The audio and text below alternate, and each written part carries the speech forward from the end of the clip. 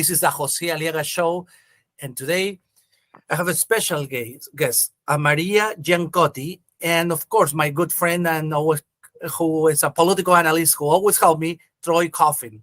How you doing, Maria? I'm doing great tonight. So thanks so much for having me on here to chat with you guys. Thank you. How you doing, Troy? Everything's good on my side of the screen. That's good. Looking forward to getting started. Troy, first of all, thank you so much for inviting Maria to be on that show. And I talked to a couple people today, and they know who Maria is, and they spoke highly about her. And thank you for coming, Maria. And, we're having an election coming up very soon. It's, November 8th. And most people are not talking right now about these issues. But I would like to ask you, well, what do you think about the Michigan School Board of Education? Do you think they're doing a great job? What do you think? Wow. Okay. Well, I think that we've had a Democrat majority on the state school board for a very long time here in Michigan, and we only have two conservative folks on the board representing a lot of the parents across the state. So what we do see is with the Democratic majority is a lot of liberal types of initiatives and things that are being pushed through the schools, and there's not really a lot of support on our side. And I do know that all parents don't feel the same way. We kind of have a mix of parents in our state. And right now, there's not a voice for parents such as myself that are more on the conservative side and want to stick just to the basics of academics in school. I see. How many members the Michigan School Board has? I mean, how many there's? 8 members total? Oh my gosh, I can't remember if it's 7 or 8, but right now I know that we only have 2 that are conservative, and we recently lost one board member that resigned and moved out of state. But right now we have 2 positions open for the election. We have Linda Lee Tarver and Tammy Carlone, who are both strong advocates for education and really looking at academic outcomes and staying focused on academics.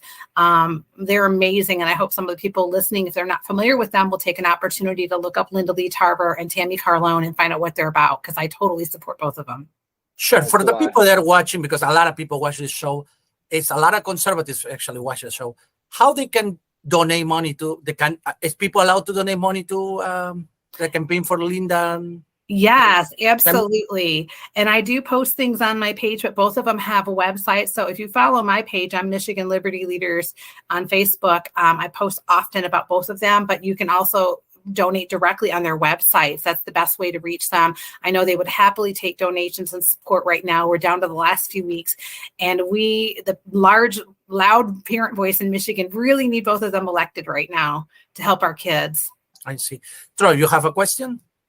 No, but I actually do have a comment. I have actually noticed there's a lot of support generated for Tammy Carlone and Linda Lee Tarver all on social media. I read all those comments. It's really great energy that's going on. I was a little disappointed, though. I was hoping that Linda Lee Tarver and Tammy Carlone were going to get shout outs at the Trump rally, but back on the first day of October, it was a little disappointing they weren't. I think we need to emphasize school board candidates, statewide school board candidates, a little more as far as campaigning goes, because they have very important roles, as do the big 3, Christina Paramo, Matt DePerno, and Tudor Dixon. Obviously, all their races are very important, but I do think we need to emphasize the school board candidates as well. Absolutely. And Maria, I talked to Amanda Love early today. She told me you're very involved with the Ortland County schools. So what's going on in Ortland County? A lot of people have concerns that maybe Democrats or liberals have been infiltrating people in the Board of Education. Do you think this is true, or it's always a school Board of Education is not partisan on the county level, townships and cities? It is true, or you believe maybe it's not? Democrats have been infiltrating people in the boards. What do you think? Well, I think that when they say it's nonpartisan at a school district level, I kind of don't believe that, because looking at the candidates, as active as I am in my community and in the county and across the state, you can definitely see that it appears to be very partisan. And I think that the difficult part is that a lot of parents are really not well educated about what's really happening in schools. And so therefore, unless you're diving deep into this, You have parents that are making very surface decisions and supporting people without really understanding fully what they stand for. But I do think it's definitely partisan. And to Troy's comment too, I really wish there had been something on the state level mentioned about our state board members, because Michigan education right now is a very hot topic, as you guys know, across the nation. Yeah, Sure, absolutely. I have a question, Maria. So, why do you think that some of the local news outlets aren't paying more attention to Tammy and Linda Lee Tarver?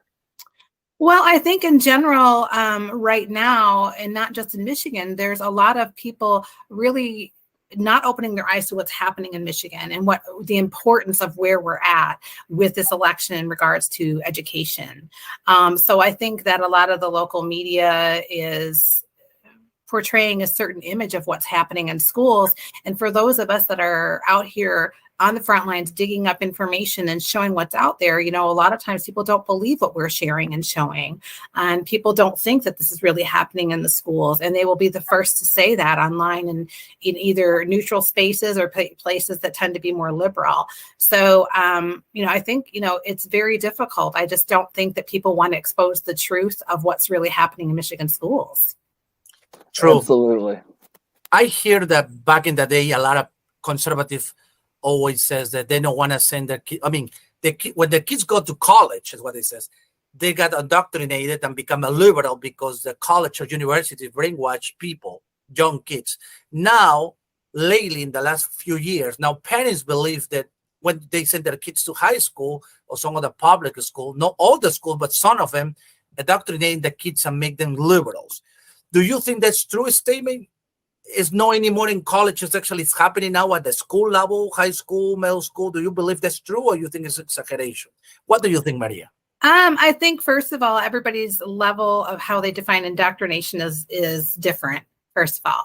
But I have taken an opportunity to dive pretty deep in this whole topic of the social emotional learning and critical race theory to see what's happening in schools. And I have gone around and done a lot of public speaking in the counties here in Metro Detroit area. And what I do see is that with some of the social emotional learning plans is they will focus on some of the 5 main components, which might be things like, having good self-awareness and having good relationships and communications with others and things that sound great that parents want their kids to have. But when you start diving deep into the materials and the curriculum, there's a lot of other things embedded in there that are not so healthy and appropriate for children, that do steer them in a way to, basically think the way the school wants them to think and not become critical thinkers to form their own opinions and critically analyze things and move forward with that. So they're really teaching children what to think instead of how to think. And so some of these social emotional learning programs sound great on the surface, but when you dive deep into them, they do really have a lot of components of critical race theory embedded in them.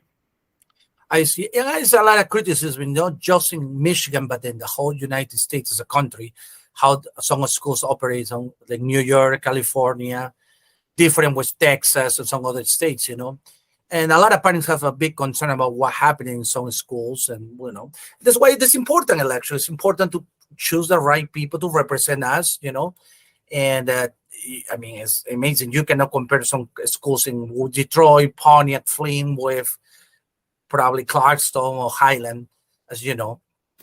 So, lately, what can you tell me what school boards right now are controversial? Because so many people don't know. Is any controversial school boards right now and across the state of Michigan that you can tell us?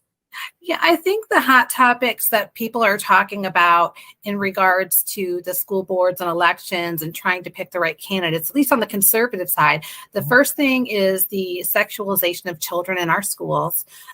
There is so much discussion about gender identity and about different sexual orientations, and they're starting to implement trying to push for a comprehensive sex education program in the schools. And when you look at some of the national education standards for the sex education, they do start very young and very graphic with children, teaching very graphic things, as early as kindergarten. So I think the sexualization of children in terms of all these topics is a very hot topic. That also kind of filters over or leans over into the book situation. We've got a lot of books in schools that are in the libraries, and these books are very sexually explicit. And when I think about how this is being presented in the media, most people are seeing that, we are banning books, or that we are trying to remove books that have anything to do with the LGBTQ community. And really, that's not it. As parents, I can honestly say that the people that I walk beside doing this every day are strong Christians, and they have such good hearts. And I think for, most of us, we just don't want any sex stuff in school. We don't care what orientation it is. We want our kids to learn math and science and history and learn how to write and learn proper English and all of those things. And I think for a lot of us parents, the books are a really big issue right now. And then, of course, we already mentioned the social emotional learning and kind of how that steers the thinking of our kids. I would say those are probably some of the hot topics. And then probably the fourth one is Title IX.